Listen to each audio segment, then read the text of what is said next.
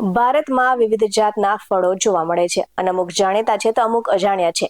આવું જ એક ફળ છે કોકમ, અને કોકમને ઔષધીય ફળ માનવામાં આવે છે અને સાથે જ તે દેખાવે સફરજન જેવું લાગે છે અને આ ફળને કેટલાય વર્ષોથી ઔષધીય અને મસાલા તરીકે ઉપયોગમાં લેવામાં આવે છે. ત્યારે આજે આપણે જાણીશું કે કોકમ ખાવાના ફાયદા સાથે સાથે કોકમ ખાવાથી થતા નુકસાન પણ વિસ્તારથી ચાલો જાણીએ. નમસ્કાર દર્શક મિત્રો, બેસ 90 ન્યૂઝમાં આપને સાથે હું છું નેહા પટેલ.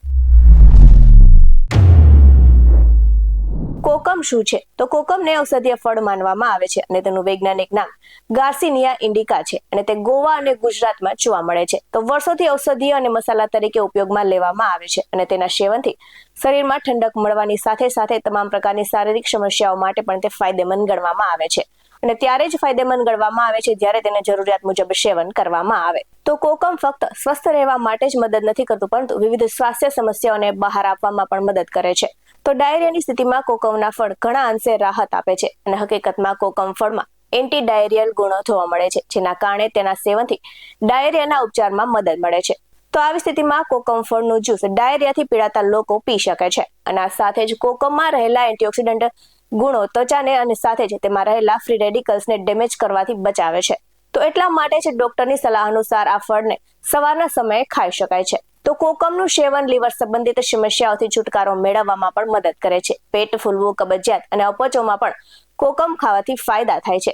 તો આયુર્વેદમાં જણાવ્યા અનુસાર કોકમના ફળના ઘણા ઔષધીય ઉપયોગ છે અને તે સ્વાસ્થ્ય માટે લાભકારક છે.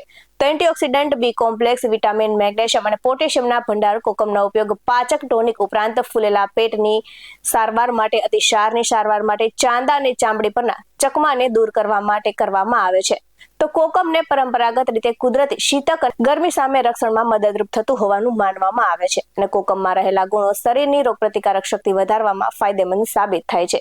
જે લોકો વારંવાર બીમાર રહે છે તેમના માટે કોકમ ફાયદાકારક માનવામાં આવે છે અને કોકમ ખાવાથી પાઇલ્સમાં ફાયદો થાય છે. તો આ સાથે જ કોકમની છાલ અને ઝાડના પાનનો રસ પીવાથી ઘણા ફાયદા થાય છે. જો તમે કોઈ બીમારીથી પીડાતા હો તો તેના ફળનું સેવન કરવા પહેલા ડોક્ટરની સલાહ લેવી અથવા તો ચેકઅપ કરાવવું જરૂરી છે. આવા જ વધુ અહેવાલ સાથે ફરી મળતા રહીશું. તમે અમારી યુટ્યુબ ચેનલને સબસ્ક્રાઇબ કરવાનું અને અમને ફેસબુક અને ઇન્સ્ટાગ્રામ પર ફોલો કરવાનું ભૂલશો નહીં. બાકી નવી અપડેટ્સ મેળવવા માટે આપ જોતા રહો બેસ 90 ન્યૂઝ. અહીં આપવામાં આવેલી જાણકારી વિવિધ નિષ્ણાતોના જણાવ્યા પર આધારિત છે. બેસ 90 ન્યૂઝ કોઈ પુષ્ટિ નથી કરતું. નમસ્કાર.